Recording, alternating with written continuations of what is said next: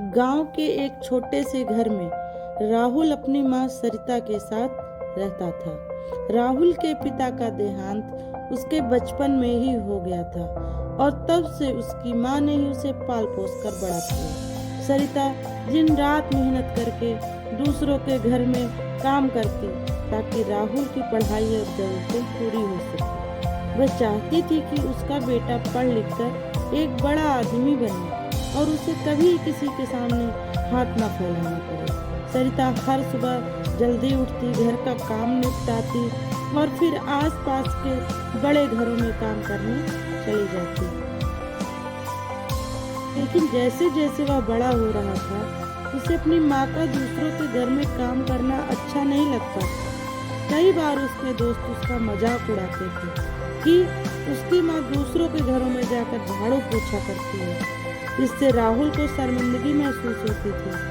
कई बार गुस्से में अपनी माँ से कहता, माँ मुझे अच्छा नहीं लगता कि तुम दूसरों के घरों में काम करो, लोग मेरा मजाक उड़ाते हैं। सरिता यह सुनकर चुप रह जाती। वह अपने बेटे की मना स्थिति को समझती थी, लेकिन उसे समझाने की बजाय बस एक मुस्कान देकर कहती, बेटा कोई भी काम छोटा नहीं होता। मैं जो भी कर रही हूँ वो सिर्फ तुम्हारे भविष्य के लिए कर रही हूँ। जब तुम बड़े आदमी बन जाओगे तब तुम्हें मेरी मेहनत की असली कीमत समझ आएगी। एक दिन स्कूल में राहुल के दोस्तों ने फिर से उसका मजाक उड़ाया और वह गुस्से में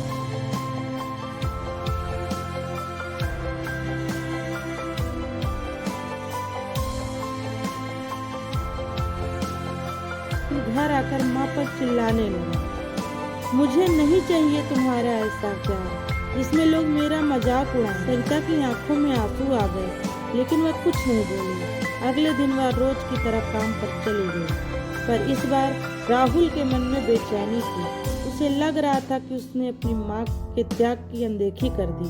शाम को जब माँ घर लौटी तो राहुल ने गौर किया कि उसके हाथों में छाले पड़ गए हैं। यह देख उसका दिल पिघल गया।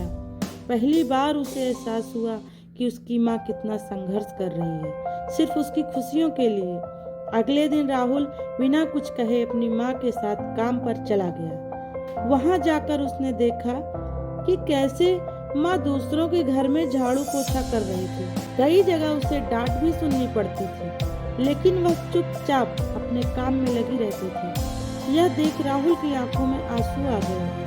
वह माँ के पास गया और बोला, माँ मुझे माफ कर दो, अब कभी तुम्हारे काम को छोटा नहीं समझूंगा। तुम जो भी कर रही हो और दुनिया के सबसे महान कामों में से एक है। मैं वादा करता हूँ कि अब मैं खूब पढ़ाई करूँगा और तुम्हें एक दिन गर्व महसूस करूँगा। राहुल ने उस दिन से मन लगा कर पढ़ाई की। माँ की मेहनत और त्याग को देखकर वह भी और भी प्रेरित हो गया।